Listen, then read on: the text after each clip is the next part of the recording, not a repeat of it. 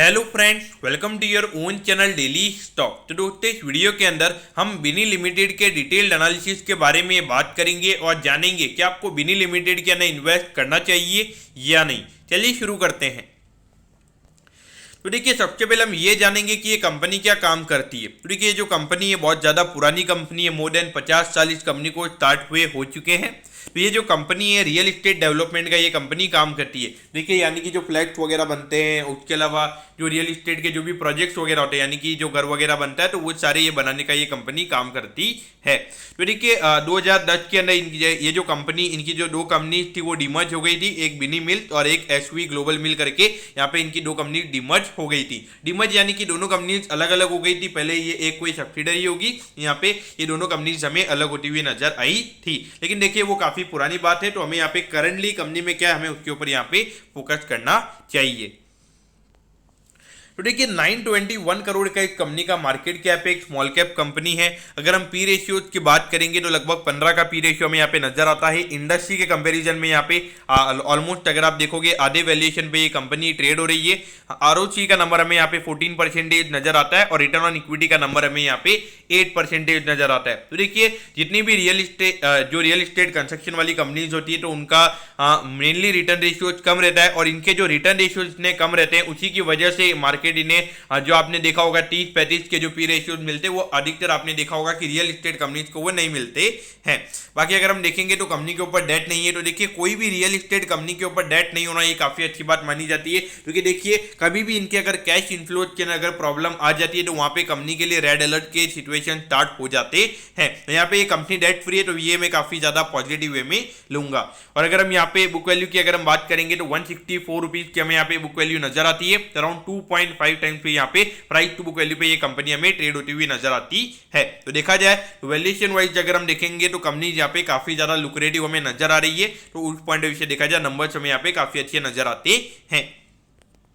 अब अगर हम फाइनेंशियल ट्रेंड के बारे में अगर हम बात करेंगे तो देखिए, यहाँ पे 2 साल तक ये लगातार कंपनी लॉस में थी। फिर उसके बाद में 2021 में भले कंपनी के रेवेन्यू के नंबर गिर गए थे, लेकिन नेट प्रॉफिट का नंबर कंपनी का यहाँ पे अच्छा खासा आया था। और अगर हम यहाँ पे 22 की अगर हम बात करेंगे तो यहाँ पे रेवेन्यू का नंबर भले इतना ज्यादा ग्रो नहीं हुआ था, लेकिन प्रॉफिटेबिलिटी यहाँ पर अगर आप देखोगे तो मोर देन 50% का ग्रोथ हमें यहाँ पे कंपनी के नेट प्रॉफिट में नजर आया था। तो देखिए, डेफिनेटली अगर आप देखोगे इकोनॉमी में रिकवरी आ रही थी और वहां पर अगर आप देखोगे जो रॉ मटेरियल की कॉस्ट थी वो पहले काफी ज्यादा लो थी, लेकिन अभी जिस तरीके से इन्फ्लेशन हमने रॉ मटेरियल में देखा है तो वहां पे डेफिनेटली ये जो मार्जिन कंपनी के हमें देखने को मिल रहे हैं तो वो धीरे धीरे हमें यहाँ पे थोड़े से कम होते हुए नजर आ सकते हैं। अब ये देखिए, अगर आप देखोगे तो जून 2019 में कंपनी के रेवेन्यू के नंबर एकदम 0 थे। फिर उसके बाद में मार्च 2020 में कंपनी ने 40 करोड़ के रेवेन्यू दिखाए थे, लेकिन वहां पे कंपनी लॉस में थी। फिर उसके बाद अगर हम देखेंगे तो ये 2 क्वार्टर जो थे यहाँ पे कोविड की फर्स्ट वेव आई थी, तो यहाँ पे लॉकडाउन वगैरह थे। फिर उसके बाद अगर हम देखेंगे तो कंपनी लगातार वहां उसके बाद से प्रॉफिटेबल रही है। सिर्फ एक क्वार्टर में यहाँ पे कंपनी हमें लॉस में नजर आई थी। लेकिन देखिए, सितंबर 2021 में इकोनॉमी में काफी ज्यादा नॉर्मल की थी, लेकिन फिर भी यहाँ पे कंपनी ने रेवेन्यू इतना कम क्यों था ये मुझे यहाँ पे समझ में नहीं आया।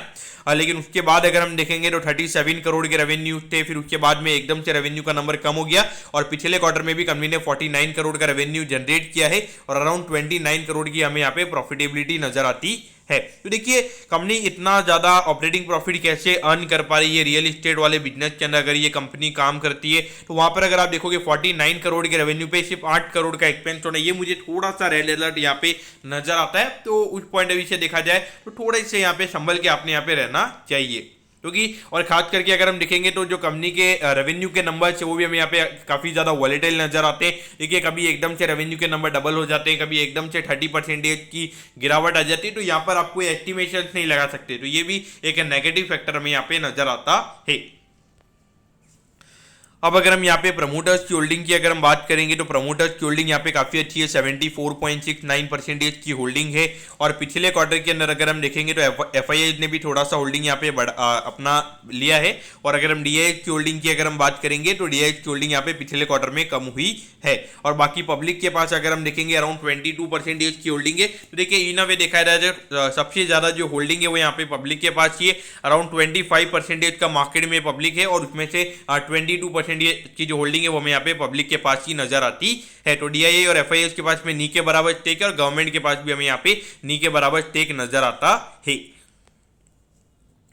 अब ये देखिए पिछले साल की अगर हम ऑपरेटिंग कैश फ्लो की अगर हम बात करेंगे तो यहाँ पे ये ऑपरेटिंग कैश फ्लो का नंबर हमें यहाँ पे काफी ज्यादा नजर आता है, लेकिन यहाँ पे ये कंपनी ने मोस्टली अगर हम देखेंगे तो यहाँ पे अपने डेट को रीपे करने के लिए इसे यूज किया है, और जो डिविडेंड्स वगैरह जो कंपनी पे करती है तो उसके लिए हमें यहाँ पे ये कंपनी का पैसा यूटिलाइज होता हुआ नजर आया है। तो देखिए कंपनी ज्यादा री इन्वेस्टमेंट तो यहाँ पे होते नहीं है, जैसे प्रोजेक्ट आपके पास में आते हैं तो आपको उसे करना पड़ता है, तो यहाँ पे इन्वेस्टिंग एक्टिविटी के अंदर कंपनी का कोई भी आउटफ्लो इनफ्लो में यहाँ पे होता हुआ नजर नहीं आएगा। तो देखिए 412 रुपए पे ये स्टॉक अभी ट्रेड हो रहा है। पिछले ट्रेडिंग सेशन में 5% के लोअर सर्किट पे ये स्टॉक हमें ट्रेड होता हुआ नजर आ रहा था, और 453 रुपीज के यहाँ पे इसका ऑल टाइम हाई में नजर आता है। तो देखिए डेफिनेटली मेरे यहाँ पे मेरा भी यही रहेगा कि अगर आपको रियल एस्टेट कंपनी के ना कहीं इन्वेस्ट करना है, आपको लगता है कि आने वाले टाइम पे जो रियल एस्टेट के कंस्ट्रक्शन की डिमांड है वो अगर इंक्रीज होने वाली है तो आपने यहाँ पे इन्वेस्ट करना चाहिए, और अगर आपको स्मॉल कैप कंपनी में एलोकेशन लेना है तो उसमें से ये कंपनी हो सकती है। बाकी अगर आपको लार्ज कैप कंपनीज में जाना है तो मेरे ख्याल से गोदरेज प्रॉपर्टीज या डीएलएफ, तो वहां पर आपका फोकस होना चाहिए, और ओबेरॉय रियल्टी भी अभी काफी ज्यादा फोकस उनका भी एक काफी अच्छा में नजर आ रहा है, वहां पर भी आप फोकस कर सकते हो। लेकिन देखिए आपने एक पॉइंट हमेशा याद रखना चाहिए कि जो भी रियल एस्टेट कंपनी होती है तो वहां पे लगातार जो डेट वगैरह लिए जाते हैं तो उसकी वजह से कभी भी कैश इनफ्लो की प्रॉब्लम आ जाती है। तो हमने रिसेंटली भी देखा है, और अगर आप देखोगे 5-10 साल के रियल एस्टेट कंपनीज के रिटर्न्स भी अगर आप देखोगे इतने ज्यादा रिटर्न्स नहीं है, लेकिन अभी जिस तरीके से रिकवरी आ रही है, क्योंकि ऐसा कहा जाता है कि कभी भी स्टॉक मार्केट काफी अच्छा परफॉर्म करते हैं तो वहां से पैसा निकल के रियल एस्टेट में जाता है, लेकिन जब ये जो कंपनीज होती है खास करके जो डेवलपर्स होते हैं वो इतना ज्यादा डेट ले लेते हैं तो वहां पे इनके लिए काफी ज्यादा प्रॉब्लम क्रिएट हो जाते हैं। लेकिन ये कंपनी का कोई डेट नहीं है तो ये काफी अच्छी बात हमें नजर आती है, लेकिन काफी ज्यादा वॉलेटाइल क्वार्टर्स है तो रिस्की स्टॉक मुझे नजर आता है। पर्टिकुलरली मैं स्टॉक में इन्वेस्टेड नहीं हूं और मैं इन्वेस्ट करूंगा भी नहीं, लेकिन मेरा व्यू यहाँ पे यही रहेगा कि आपने रिस्क प्रोफाइल यहाँ पे अगर आपका एग्रेसिव है तो ये आपने इन्वेस्ट करना चाहिए। बाकी मेरे ख्याल से रियल एस्टेट के अंदर जो बड़ी कंपनीज हैं उनके साथ ही आपने जाना चाहिए, क्योंकि जब इतने ज्यादा वॉलेटाइल क्वार्टर्स होते हैं तो उसे मैनेज करना काफी ज्यादा मुश्किल हो जाता है। तो दोस्तों मैं होप करता हूं कि बिन्नी लिमिटेड के डिटेल एनालिसिस के बारे में आपको सब कुछ समझ में आ गया होगा। अगर आपकी कोई भी क्वेरीज है आप कमेंट कीजिए, मैं जरूर आपके कमेंट पर रिप्लाई करूंगा। ओके दोस्तों, thank you, have a nice day.